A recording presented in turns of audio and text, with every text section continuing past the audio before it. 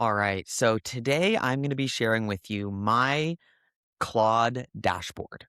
So I'm not a huge power user of AI in the context of I don't use Claude to automate tasks or manage my account for me, but I am using Claude Cowork to make, or I've made my dream dashboard where at a glance I can see all my accounts, obviously, all the data movements.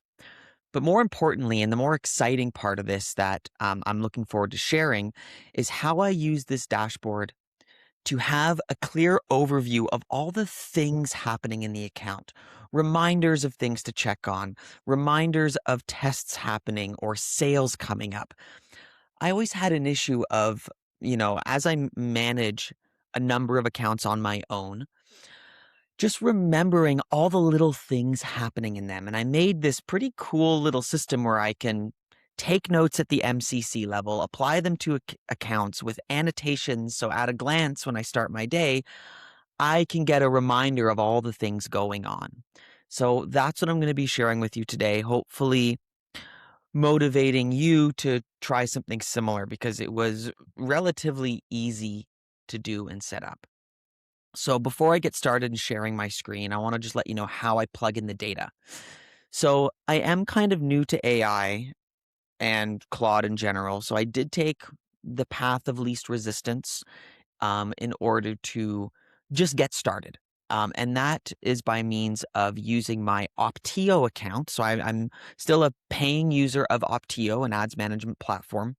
Optio has an MCP connection. So all my accounts that are in Optio, it was the touch of a button to import all that data to Claude. And Claude uses the Optio MCP connection to do everything.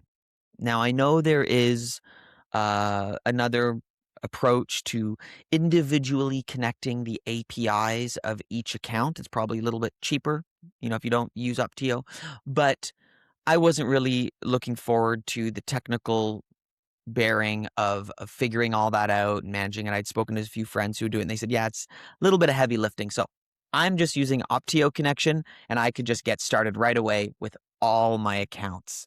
So, okay, I'm going to share my screen and we'll get started. And if you are listening to this on Spotify or any other podcast platform, this is just a quick reminder to maybe switch over to my YouTube channel so you can see my screen share. Okay, so here's my dashboard. You'll see I've got all my accounts blurred by means of this nifty little privacy toggle I put in here. And before I get into the data and how I observe them, because there are some cool things in there, I want to go to the part that I'm most excited about. This is the part that I struggled to get any other platform to just see the importance of. Okay.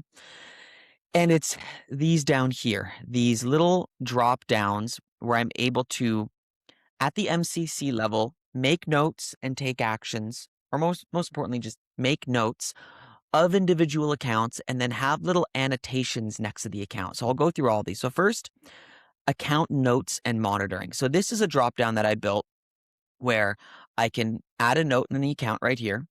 And it says, okay, what kind of note is this? Am I running an A/B test? Did I do a budget change? This is meant to be something to remind me of either a big change that I made, a test that I'm running, something that I need a reminder of to check on in a couple weeks. I always had this problem when you manage a bunch of accounts where I make a big change and I need to remember to evaluate the results of that change in a couple weeks, let's say. And yes, I would always do that thing in Google Ads where I annotate the change on the timeline window. But the problem is that in order to see that, you have to still go into the account and look at that timeline and remember it. So I would, as a workaround to remember to go check on this thing, I would go to my Google Calendar and make a reminder, and it was a pain in the ass. But now I'd say, okay, I started an A/B test, I made a budget change, a campaign change, whatever, and I associate it to a specific account. And then I say, how many days do I want to do a follow up, whatever. And then what happens is, well, when I have an overview of them here, I can see the accounts are blurred out, but I can see what the account is, when I made it, what the thing is. But the most important part is it shows up next to the account right here. So I see notes and monitoring. Okay, on this one, I got an A/B test for AI Max that started June 1st, follow up on July 17th. On let's see, on this one, oh, AI Max, and then anyways, and then I also have updates. So if I have a change that I made an update for. So for example, for this A/B test, you can see I added a page feed for a few specific brands that weren't getting great results. Check up on that in 2 weeks. And every day when I start my day of management, I mean, I always go to my MCC view, regardless if I'm looking at what changes I made. I'm just looking to see how yesterday's data was. And having these reminders are huge. Okay, so moving on to the next one. So first was notes and monitoring. Then we've got ideas. Okay, ideas are things where, I am in an account and I maybe want to ask the client something in our next meeting. Um, I want to surface something. It's not something that is an actual change yet. It's just an idea that I don't want to forget. And when I make one of those, it's got a little light bulb here that shows up as idea. And here's a demand gen idea for a play that I want to do for this account. So when I have my next call with them, I'll see that and remember to bring it up. Then I've got MCC to-dos. So these are things that are like things that I need to do. Launch a specific campaign or do something for an account. And that comes up in the means of this little check mark. So when I see a check mark here, it means I've got a to-do. And all these things also have little like timers on them. And if something is overdue, it says overdue, and I get an email that it's overdue. So I get those overdue things for pretty much all of them, but one in particular is like, okay, so when I make, I should mention this at the beginning, but when I make a test for monitoring, once the due date is over, in the note here, the results will show a before and after. So in this note taker, it asks me, what KPIs do I want to monitor, right? And it will show the results of those KPIs comparing period to period based off of the time frame that I set for the monitoring. So if I said, remind me in 2 weeks of this change, in 2 weeks, it will turn to overdue. It will say the results here, and then I will get a email notification with these results. That is really the most important one, because again, I manage I manage about 17 accounts with a lot of things moving in each one, and I want to be surfaced those results from a change that I made and reminded that I made them. Now, I'm not saying I'm just some super forgetful guy forgetting everything, but I want to make sure that everything gets surfaced. So this is my favorite function: is make a change, set a date to be reminded, surface the before and after. I love it. Last one. Okay. Sale reminders. This one's huge, especially that time of year where all your clients start filtering in their sales coming up. This one is pretty cool. I basically say what client it is, the sale name, the start date, the end date, and then I can put all the notes here, right? I usually just copy paste what the client sent me with the details, the coupon code. And then when I save this, it automatically gets put into my calendar, and I have it so it will remind me the day before the sale that the sale starts and the day before the end date. Now, this is huge, especially for, let's say, 4th of July, the sale that's coming up right now. All my accounts have different 4th of July sales by a couple days.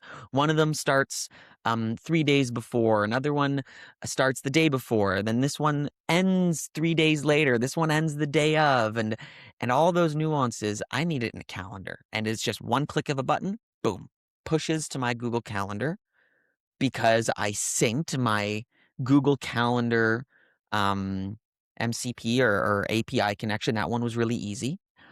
And I see it in my calendar. It's fantastic. So those are definitely my favorite functions. And I'm surprised that no platform has done something even along the lines of just note taking, note taking in account and seeing it in the surface. So that moves me to my next stage here of the data. So there's two parts to my data dashboard. One of them is not fully built out yet, but I'm going to share it. And that's my MER dashboards. And this is a good segue because the notes also appear in there. So if I click on one of these accounts, now this is not set up yet. It's just going to be getting there. One of the things that I want to see in the account first is what notes do I have on this account? So right at the top, my notes are there. My notes, if there's a sale reminder, any of those things, if there's any of those annotations that are triggered, it shows in the account.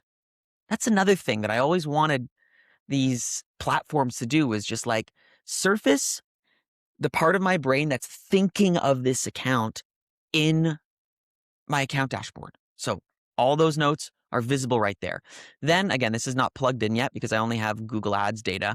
But what I'm going to be doing next is connecting Shopify data, connecting metadata, all the other platforms that I don't even manage, but I still want to see their media spends so I can monitor top line media efficiency ratios. So all the businesses cash in from like the Shopify versus all the media spend for all channels. I always want to see that. And I typically monitor that manually. Every week, I will plot that data on a chart to see, okay, when Meta spend pushed, did the top line revenue numbers go up? When Google spend changed, how did that fluctuate things? So this is the next stage. But again, the API plugins for Shopify and for Meta, they're a bit more complicated, though I'm pretty sure, never mind, I will be able to use Optio to bring in Meta. If you connect Optio to Meta, that will come in, but Shopify, they don't have an integration with yet. So that's the next stage, but I'm very much looking forward to having my own media efficiency ratio dashboards at each account's level. Okay, so next is the data dashboard. So the first section here is budget pacing, and this is another one of the most important ones for me. I always want to see, am I pacing to my monthly budget? If I'm not pacing to hit my monthly budget, that usually means, okay, which campaigns are struggling to spend because our bids aren't aggressive enough, or maybe I forgot to increase a budget for a campaign when this month we were supposed to increase our budgets, whatever. I always want to see top line, am I pacing? So what I have here is I manually put the budget in for the account for Google. Look, I got Microsoft here too. So these are two accounts, Google, Microsoft. Then I will get this expected pacing. So based on month to date, and this does not change, by the way, based on what date range I'm looking at. This part right here is always fixed from the first to the last day of full spend. So we got expected pacing. So right now for this account that needs to spend $764,400 this month, I'm 92% projected to hit it. And what I like to see is yesterday's spend and the required daily spend. This is really important. So if I've got like 3 days left, let's say, or 4 days left, whatever it is, I need to know, okay, what do I need to bump that budget up to hit the budget? And what did I get yesterday? That gives me a snapshot of how under pacing I am. So that's really important.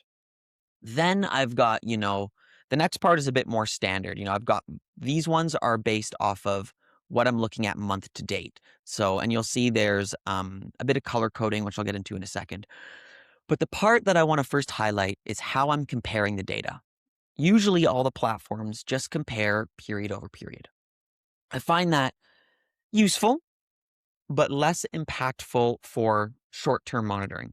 I want to see average changes. So I have an average here, and what the average does is if I'm looking at 7 days of data, it's going to take the conversion value average in the last 7 days and compare it to the baseline average of the last 60 days. And I told it also to take the last 30 days with a 60% weighted average and the previous 30 days before that, 40% average. So it's taking the trend change so I can see how I'm trending. And I find that that's a little bit more impactful versus just seeing period comparisons. And then if I do 30 days, it will do the last 30 days compared to the last 6 months average. But of course, I still also have period changes in year over year. And then I color coded this, pretty straightforward. It's purple if it's over 100% better. It's green if it's over 50%, no color if it's within 30%, and then yellow -30, red -100, blah, blah, blah. Then I'm working on, oh yeah, and then when you hover over, you can see the trend line. So like, when I see trends going down, that's when, okay, I got to look at what's going on. Now, one thing I'll say is you'll see there's a lot of down in conversion values right now. This is interesting because we are currently the week before 4th of July and the week of Prime Day. We typically see in e-commerce. That is a damn slow week. Everybody is looking for is waiting for the 4th of July sales, and they're buying on Amazon. They're spending their money on Amazon because it's right now we're in Prime Day. So just a little interesting trend observation there. But yeah, I kind of wanted to just peel the curtain back and tell you all how relatively easy this was to make. And it literally started with this. Like, I just went to Cowork. I told it what I wanted to build. I wanted to build a dashboard, and I just started saying the things that I wanted in this view. And then it changes them in the dashboard, and it's live. Like, if I see something that I want to change, I just go back to that chat and it updates it. It's this constant updating system that I just talk to. And I've literally been able to save hundreds or thousands of dollars a month by killing other platforms that used to do bits and pieces of this work. And now I just have a very inexpensive dashboard. I mean, yes, it's a bit expensive because I'm using Optio to fuel it. But again, I use Optio for all kinds of stuff. And in this case, it's just a nice value add-on to have the MCP plugin. But I hope this was helpful for you to get started in making something like this. And yeah, I'm going to leave it at that today. All right. See you later.